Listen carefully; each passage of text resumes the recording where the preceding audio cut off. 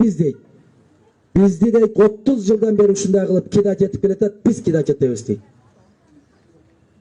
Біз хоп туура ошондой болот дейбиз дагы, кирип туруп бүт элдик партияны шайлайбыз деп айтышып атат. Каракулжа ошондой кыла аласыңарбы? Я. Ошол акча менен сатылганды токтоткуңар келеби?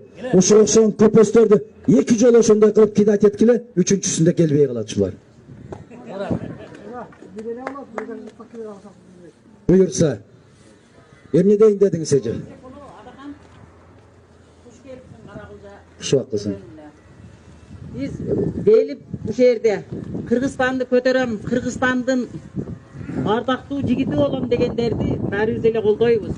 Бирок азыркыдай ушак айтканды токтотуп туруп өзүңдүн планың айт, кандай программаң бар ушуну айт. Мына иттер дедің, ошолордун арасында биз дагы барбыз. Каракулжанын өзүнө келип алып, каракулжаларды иттер десең, сени ким жакшы көрөт? Эже. Гавин бүтелек, туруп. Сен ушуну менен 7-чи жолго келип атасың. Биз 6 жолу сени шайладык. Ошондо 5 жылдан болгондо 30 жыл депутат болдуң.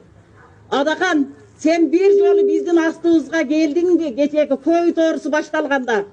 Мына Казакстан сенин кайын журтуң болот экен. 100 кабын алып келип, 10 килодан бөлгөнүңдө, анан ошого 2 килодан макарон, 2 килодан шакар, 2 литрден май кошуп туруп берсең